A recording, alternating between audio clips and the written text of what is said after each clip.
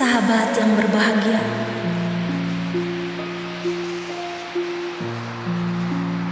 pada kesempatan kali ini saya akan berbagi sebuah kisah nyata.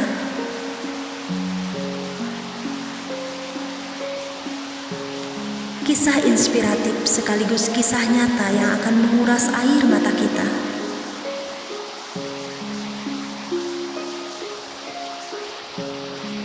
Mengingat perjuangan ataupun pengorbanan kita selama ini terhadap keluarga, baik itu kepada anak istri ataupun kepada kedua orang tua kita, tak sebanding dengan perjuangan yang dialami oleh sahabat kita yang satu ini.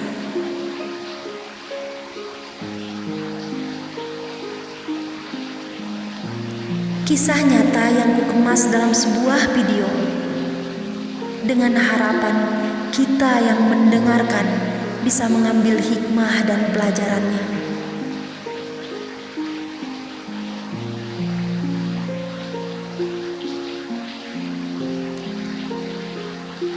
Kisah yang datangnya dari seorang lelaki yang berjuang antara hidup dan mati karena derita kanker yang dia alami.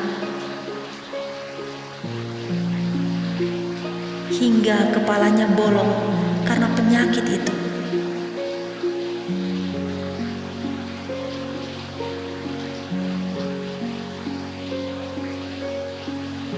Namun di tengah perjuangannya dia melawan ganasnya kanker tersebut, dia pun harus berjuang menafkahi anak istrinya.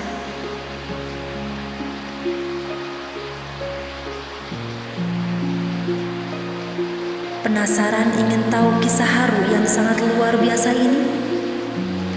Dengarkan kisahnya hingga selesai dan ambil ikhtibar dari kisah nyata ini.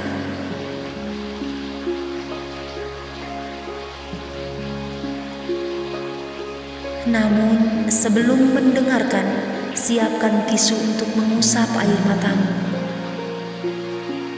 Mari dengarkan sahabat, kisah nyata perjuangan lelaki berkepala bolong.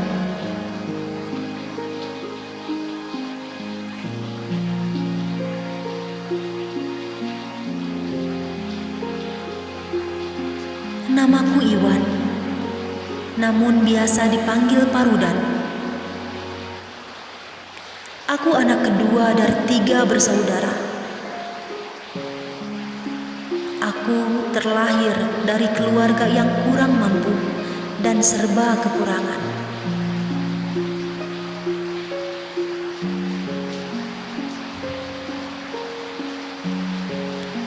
Sehingga aku sudah terbiasa hidup dalam kemiskinan.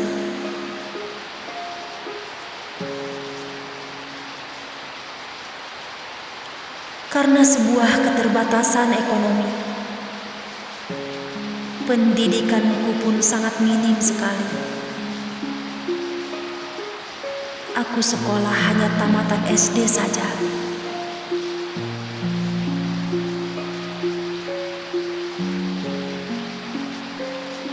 Karena orang tuaku sudah tak mampu membiayaiku melanjutkan sekolah ke jenjang yang lebih tinggi.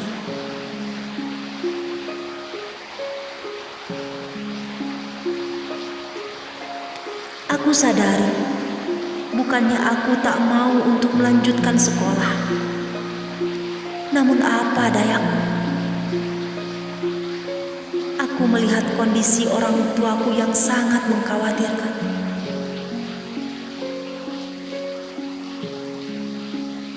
Sehingga aku harus mengesampingkan egoku untuk sekolah kembali demi meringankan beban orang tuaku.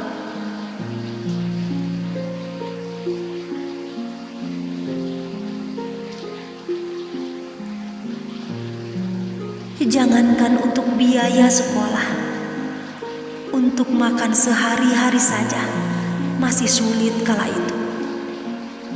Bahkan kami sering sekali tidak makan seharian. Karena tak ada sedikit pun beras yang meski dimasak.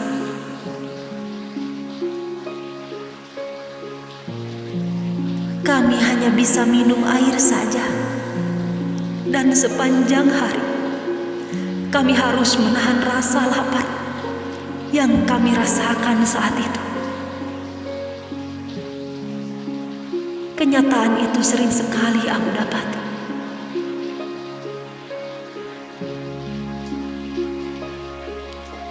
Pada saat itu aku masih duduk di bangku kelas 5 SD. Selain sekolah, aku pun aktif mengaji pada seorang ustadz yang tak jauh dari rumahku.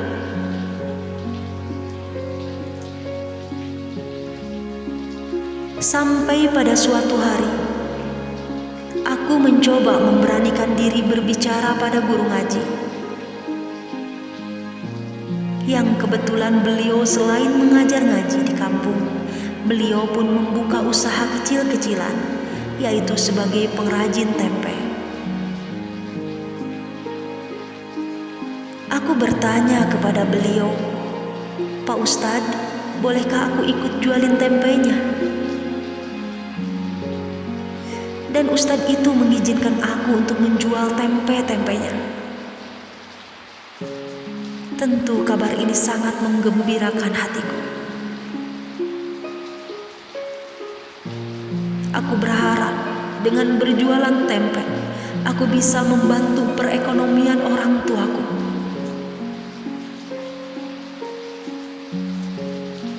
Pada pagi itu, setelah selesai aku mengaji, dengan tekad yang kuat, dengan semangat yang tinggi, dan dengan berjuta harapan, sebelum aku berangkat sekolah, aku mulai berjualan.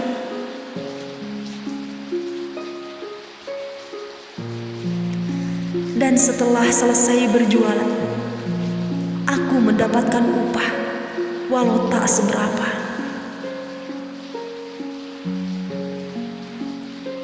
Aku sangat bahagia dan bersyukur. Setidaknya aku bisa membantu orang tuaku untuk membeli beras untuk bisa kami makan.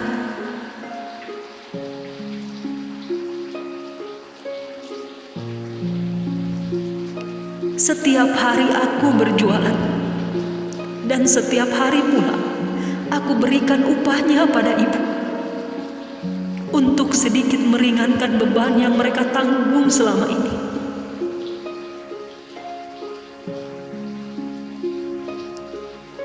Suatu hari, karena mungkin melihat kegigihanku, guru ngajiku memanggilku dan menawariku untuk mengembala kambing yang beliau punya.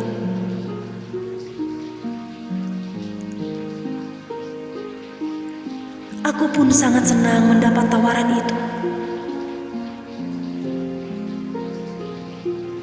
Dan dari semenjak hari itu, aku membagi waktuku antara menuntut ilmu hingga berjualan, dan setelahnya mengembala kambing. Setiap hari aku jalani dengan sangat senang hati. Hingga 1 tahun lamanya aku jalani aktivitas itu.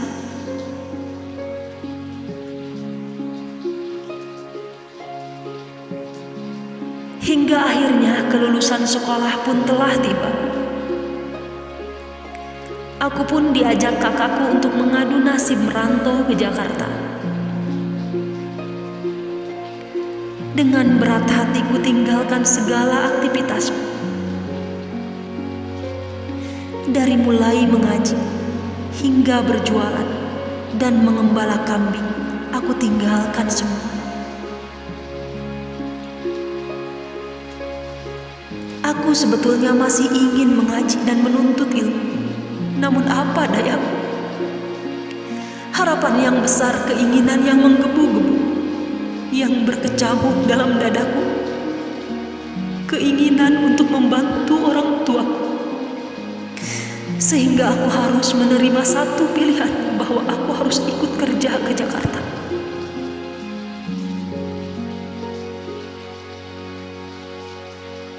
Hari berganti hari, bulan berganti tahun.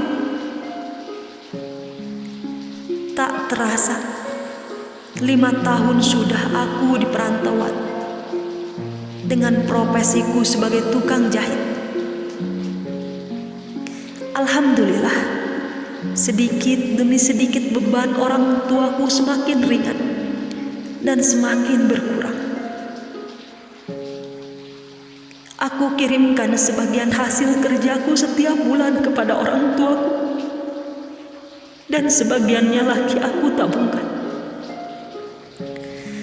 Dan yang lebih bersyukur, dalam waktu 5 tahun itu, tabunganku sudah bisa membuatkan rumah untuk kedua orang tuaku. Walaupun rumah kayu yang berukuran 7x12 dan lumayan waktu itu, aku merasa bangga dan bahagia. Walau tak seberapa jika aku bandingkan dengan pengorbanan mereka padaku. Waktu terus berlalu. Akhirnya aku pun menikahi seorang perempuan. Dan dari hasil pernikahan itu, kami dikaruniai 2 orang anak. 1 anak laki-laki, 1 anak perempuan. Kami sangat bahagia dengan karunia yang Allah berikan kepada kami. Namun Allah mengujiku dengan berbagai ujian. Aku yang sebagai kepala keluarga mengalami sakit kanker di kepala. Hampir 6 tahun aku berjuang melawan sakit yang aku derita. Kadang sebulan sembuh, dan kadang kumat sampai berbulan-bulan. Sakit yang sangat sulit aku ungkapkan lewat sebuah kata. Namun di tengah penderitaan yang aku rasakan, aku pun harus berjuang untuk menafkahi keluarga. Hasil kerjaku selalu kubagi antara menafkahi dan biaya pengobatan. Kenyataan ini bertahun-tahun kujalani. Aku merasakan sakit bukan hanya di fisik, namun batinku pun sangat tersiksa. Aku merasa gagal menjadi kepala rumah tangga karena belum bisa membahagiakan, tapi justru malah merepotkan. Penghasilan tidak punya, tapi penyakit yang kuderita dari hari ke hari semakin parah. Hanya berharap belas kasihan dari keluarga maupun dari orang lain. Tapi alhamdulillah, saya sangat bersyukur. Masih saja ada orang yang empati selalu berbagi rezeki pada keluarga kami.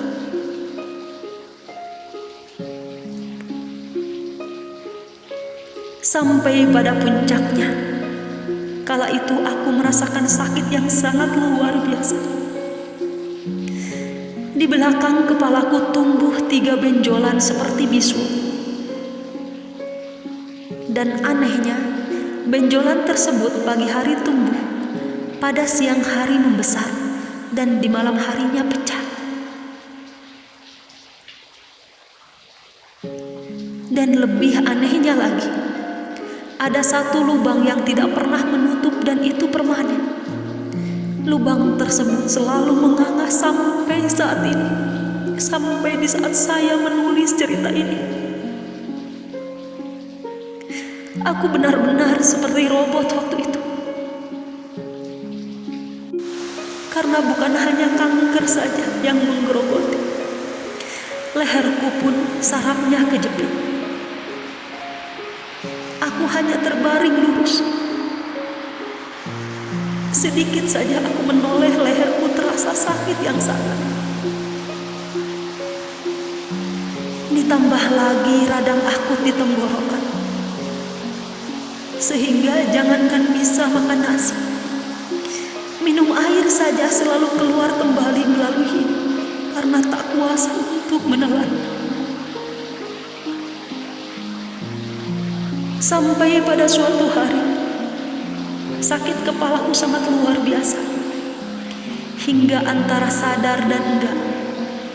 Di rumah penuh dengan orang yang menjenguk. Kata orang aku sempat mati suri.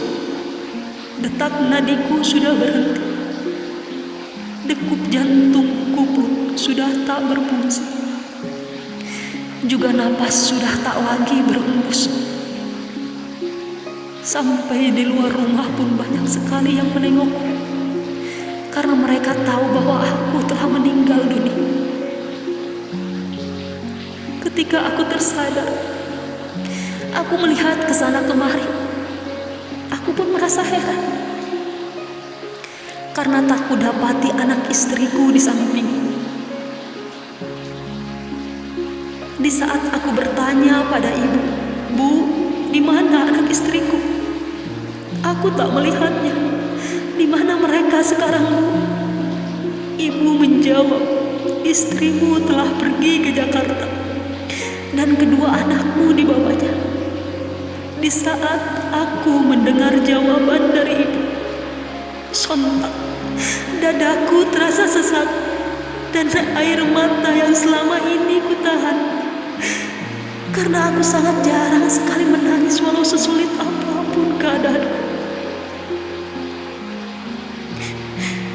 Namun pada saat itu, air mataku sudah tak dapat kubendung lagi. Aku merasa sedih, aku merasa kecewa, dan aku sangat sakit hati. Dalam pikirku, istriku kejam meninggalkanku di saat aku sedang menderita. Istriku tega di saat aku berjuang antara hidup dan mati. Istriku gak punya hati. Dia pergi dengan membawa anakku di saat aku sudah tak berdaya. Itulah prasangka yang ada dalam pikiranku saat itu. Selang beberapa hari, istri dan anakku kembali pulang. Antara kecewa dan senang menghantui perasaanku saat itu. Namun prasangkaku ternyata salah. Istri dan anakku pergi ke Jakarta berusaha mencari pinjaman uang dari saudara-saudara untuk pengobatanku. Aku menyesal dan merasa bersalah karena telah berburuk sangka pada istri. Di saat itu aku menjerit dalam hati, berdoa kepada Allah, "Ya Allah, aku terima takdirku. Aku terima penyakit ini. Namun sebagai manusia lemah, aku ingin kembali sembuh seperti dulu. Berikan kesembuhan padaku, ya Allah. Berikan kekuatan untukku, ya Rabbi. Engkau Maha Kuasa atas segalanya. Darimu aku sakit, dan ambil kembali penyakit yang kuderita. Aku mohon padamu, ya Allah." Singkat cerita, Allah menunjukkan kebesarannya.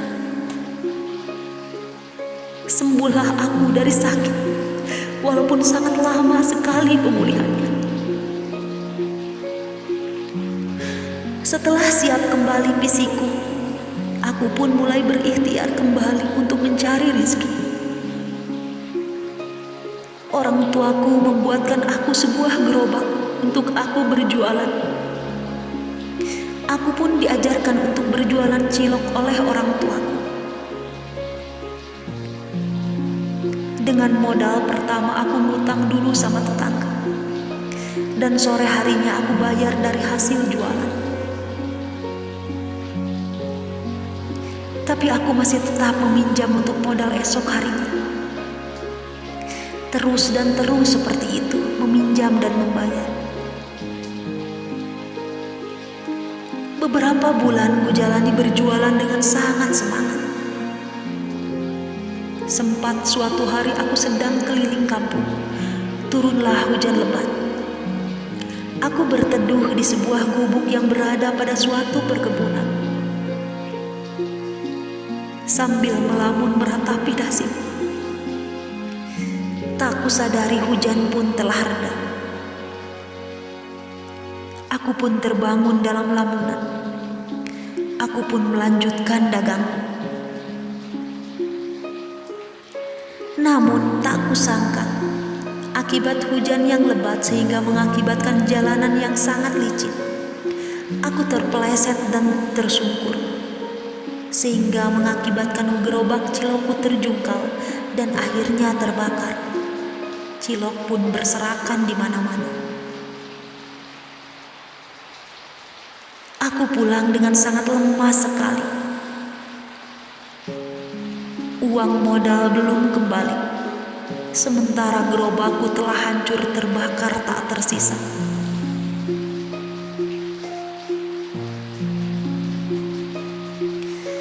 Dari kejadian itu aku berhenti tak berjualan lagi. Seminggu kemudian aku pun berniat untuk pergi lagi ke Jakarta dan mencari kembali pekerjaan seperti dulu.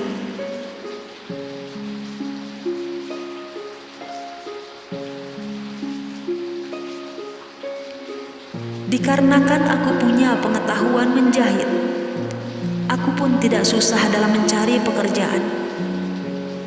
Setelah 2 hari di Jakarta, aku dapati pekerjaan kembali di sebuah konveksi. Aku jalani pekerjaan baruku dengan sungguh-sungguh, karena aku merasa berhutang kepada semua orang yang berada di kampungku. Mereka yang telah mengulurkan tangannya kepadaku di saat aku tak berdaya. Mereka telah bersumbangsi di saat aku sedang terbaring sakit. Aku sangat berterima kasih sama mereka.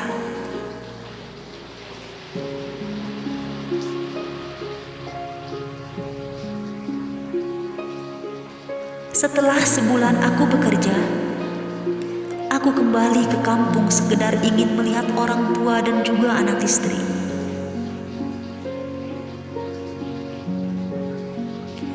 Pada sore itu aku sengaja silaturahmi ke rumah kakekku. Dari pertemuan yang begitu singkat, beliau telah mengajarkan aku sedikit ilmu tentang bagaimana cara pijat ulut. Masih teringat dalam telingaku dan masih tersimpan dalam memoriku bahwa kakek bukan sekedar memberi ilmu tentang memijat saja, namun beliau memberi wejangan sama aku. Beliau berkata, hidup itu harus seperti parutan kelapa. Terlihat sangat sederhana dalam bentuk dan penampilan, namun dia siap disimpan dimanapun. Dan jika ditarik dari berbagai arah, baik itu ditarik ke atas, ke bawah ataupun ke samping, dia selalu menghasilkan. Yang artinya, jadilah orang yang sederhana, tidak banyak tingkah, tidak gengsian. Namun dimanapun kamu berada, kamu harus menghasilkan dan juga bermanfaat bagi semua orang yang membutuhkan. Manfaatkan ilmu yang kau punya, walau itu sedikit, karena itu lebih berharga dibanding ilmu pengetahuan banyak namun enggan untuk memanfaatkan. Sambil menepuk bahuku, kakekku memberi nasihat padaku.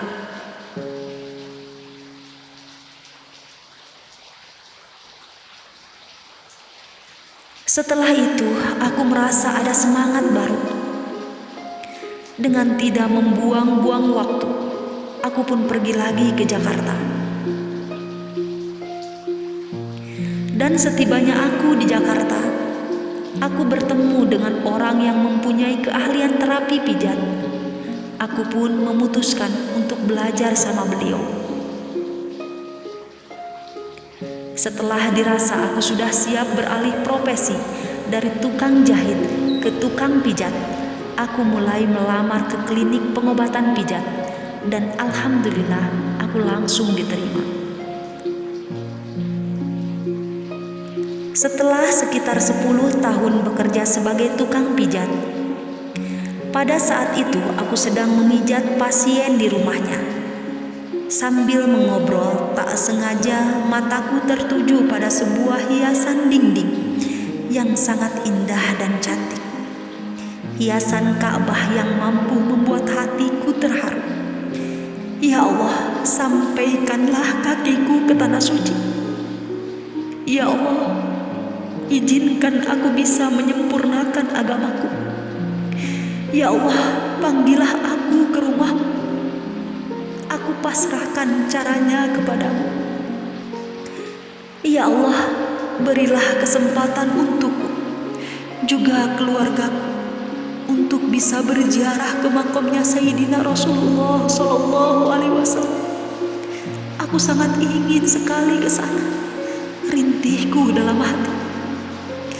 Setelah aku jalani bertahun-tahun pekerjaanku sebagai tukang pijat, pada tahun 2018 ada lowongan kerja pijat ke Arab Saudi.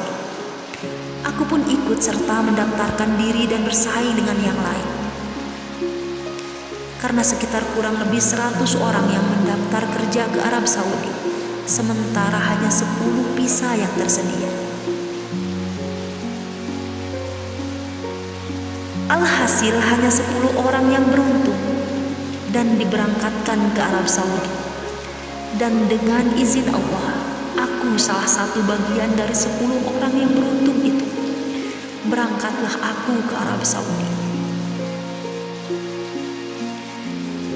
Namun sebagai rasa syukurku, sebelum aku berangkat ke Arab Saudi, aku mengadakan bansos dengan menggratiskan pengobatan pijat saraf untuk semua tetangga, dan alhamdulillah banyak sekali yang datang untuk terapi dan mereka mendoakan. Aku senang dan bahagia kala itu.